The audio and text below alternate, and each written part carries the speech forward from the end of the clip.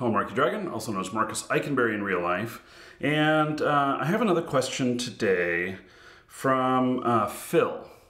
And Phil is, let's see here. He has asked several things about entrepreneurialism, and I'm making this a playlist, I think, because there's several good questions in here.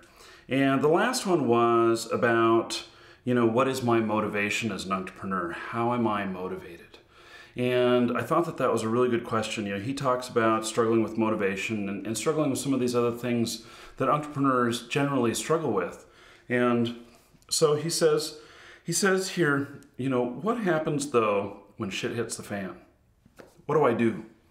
Do I walk around the block? Do I go read a book or whatnot? And here's the problem with that, is that as an entrepreneur and as the person in charge, who takes over whenever shit hits the fan? I mean, who can you depend on to take care of that stuff? If you have a big company, you have a lot of people that you can depend on to take care of the issues. But when you are, the only person, you are it, then, who do you go to? You can't just sit down and read a book. You can't go take a walk around the block. You have got to sit there and figure it out yourself. This happened the other night. And, I know that you guys don't know a whole lot about what all it is that I do. I mean, I do share some of that and everything. But what was funny is he sent in this question and I had read it before, but then shit hit the fan the other night. And so here I am traveling. I'm out at my mom's house here in Vancouver, Washington. And I am juggling a whole bunch of things. Like I pre-recorded a whole bunch of videos and stuff that were going to come up here on the channel. And then so I got all those ready, and that was actually a lot of hard work to get enough content ready to broadcast over my entire trip, because really it involved getting, gosh, I had to get about 40 things filmed ahead of time, and that was actually quite difficult, and that was for a 10-day trip. And it's because it's not only do I have to cover the stuff, because I do 2 commentary pieces typically every day. So that is on a 10-day trip, that's 20 items right there, but then you need a couple of days before, you need a couple of days after, and then you have everything leading up to it too that you still have to fill. And so that was a lot of work. It caused me a bit of stress. And but I didn't have time to read a book or walk around the block. And then on top of that, we've been doing these game code sales and everything, and the sales have been going a lot better lately, and we're starting to make headway in that area, but it still has to be covered. It's, the plight of an entrepreneur is that, you don't, maybe you have the money to just do it right away. Sorry about that noise. Here in Portland, we actually have the air show this weekend. The Blue Angels, I think, are in town, and they're flying overhead. So it's Alexandra and I that are working the company, and basically, the kind of sales that we're doing really requires being 24 hours a day. And we're not able to do 24 hours a day. Who can work that many hours every day, 7 days a week? And so, basically we've had the stress of, we have a particular set of hours in the middle of the night where there's no coverage and everything. And so, we try and put up notices and stuff and everything to let people know that there's no one there to process their order right at the time, unless they're a customer that has a lengthy history with us, then there is some automation, but that can happen, while we're away. But other than that, it requires manual approval. And you may want to know why. Well, the thing is that there is so many fraud attempts in this market that I don't think anyone has been able to automate sales like this without having some sort of human review. And so while we have it as automated as possible, it still requires a person to check a few things, to look for a few patterns, to make sure that it's not someone who we get scammers who try multiple times. They'll try 10 different times to buy products, and they'll try 10 different stolen PayPal accounts or credit cards or whatnot. And it just takes a human touch to catch those.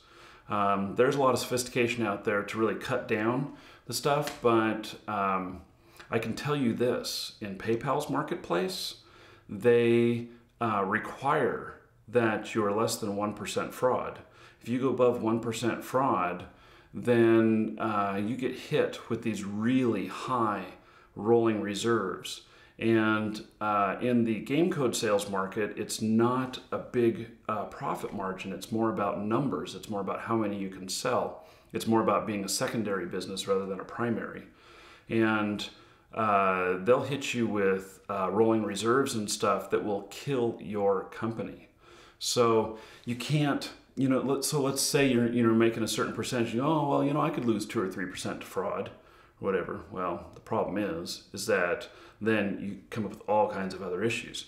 So getting back to shit hitting the fan, we should make this a drinking game. Every time I say shit, you take a drink. By now you should have had 4 shots. So anyway, when shit hits the fan, 5, there's no one else there to handle it. And it happened the other night. It was a dumb mistake that I made. And I had been working, trying to give Alex a day off. And so, because working this many hours, you need that. And so I had actually started covering the store at 8 a.m. my local time. And I was going to cover it until 10 o'clock or midnight local time, depending on how busy it was late in the evening. And so I don't know, it was about 10:30, and I'm like, okay, the sales have slowed down enough that we're not going to have a huge impact on people if we don't, if we're not available. And so I went to put in the message that was to go up on our most popular items that we sell, so that so that people, when they come in, they see that notice right away and they know what to expect. I don't like surprising anybody. Customer service is our #1 thing. And so basically I'd been getting kind of lazy about writing it up every time. I don't want to write it up on all of these and then put it in. What I wanted to do was I wrote it all up nicely, I made it look all nice and everything, and I put in what are called programmer comments. And it's a little code in there that says, okay, between this mark and this mark, ignore the text that is there, or ignore all the code that is there and just skip it and go on to the next thing. And it tells the browser to do that. And that way you can write a message, have it up there and everything, then you just remove those and it shows up. And then when you want it to disappear again, you just put those little comments in it again, that little piece of code, and it disappears again. Makes it really easy. Well, it also makes it really easy to break things. So I had been, at that point, about, I don't know, let's see, been working since 8 a.m. and it was 10:30 p.m. when I had put that in. And so that is 14 and a half hours, which is a hell of a lot of hours. I was dead tired. And I forgot to remove the beginning piece of code that says to ignore everything below. And but I removed the end of it. And that was just part of being tired. So what happened is that it then ignored the entire rest of the page. And when it ignored the rest of the page, in my administration portion of it, it even ignored the edit button to fix it. And so what I had basically done was rendered our store useless. You could see it, but nobody could buy it. Nobody could buy anything, and nobody saw the message or anything. And that was extremely stressful. I worked on that for another hour, and finally, I had to just give up and send messages out to a couple people who could edit the database for us and ask for their help, and they did help. It was probably about 4 or 5 o'clock in the morning when they got the messages, and they helped and fixed it. But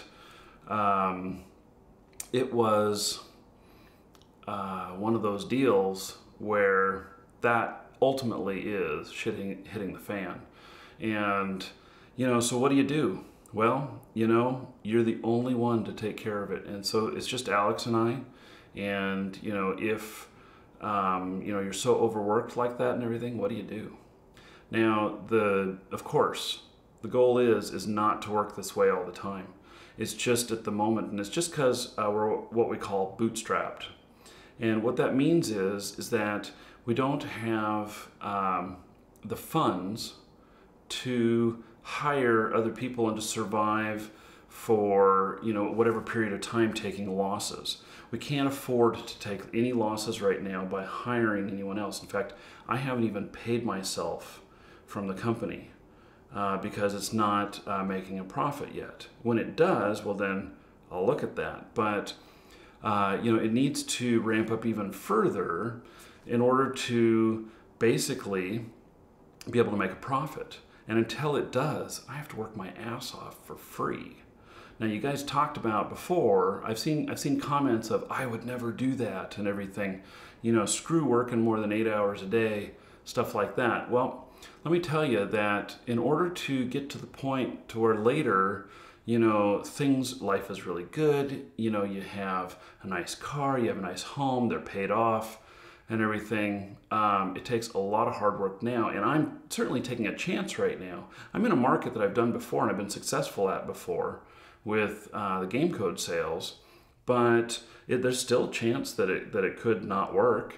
There's still mistakes that can happen. There's still market conditions that can change and everything, and I could be working for free on all this, never get the payoff. But I believe that I will be successful and that it will eventually get there, and that I will not have to work these crazy hours covering the store in the future. And and then I can do the stuff that I love, which is the video and everything. So basically, that is what happens when shit hits the fan. There's no one else to take care of it. When I did have a bunch of employees, which when I was running Shattered Crystal, we had at one point, I think we had 24 employees. And we had a lot of people that we could depend on if there was things going wrong that could do different functions and everything. And so, I still had to stay present and stay, available and just be able to call the right people to get help. Whereas right now, I don't have anybody to call. It's all me. The only reason I couldn't fix it is because, I knew how to edit the database to fix this, except I couldn't get my database editor tool to work. I couldn't get the password to work. And other people have been in there working on it, and I suspect that the password had been changed. And I didn't want to change it again because then I could break a whole bunch of other things. So basically, I was kind of screwed. And so, that's what it is. It's two different ways. Right now, it's all on you, buddy. And later, when you're more successful, then you'll have employees that can take care of it. But you still have to watch them. You still have to stay engaged because otherwise some employees will take advantage of you when you're not engaged. And that's a whole nother video. And so you always have to remain with the company in there and watching things And so you never totally get away. You can't just build this engine and then forget about it and it pays you for the rest of your life. You have to make all that money. The only way to forget about it, well, even at that, even if you invested all your money, let's say that you built a big company and you sold it for $10 million and then you put it all in investments and then you live off the dividends of those investments. Well, you still have, either you're managing the money or you have a money manager. And so you still have to watch the money manager to make sure they're making good decisions because, you know, they got your entire future in your hands. So anyway, I hope that answers your question, Phil. I think that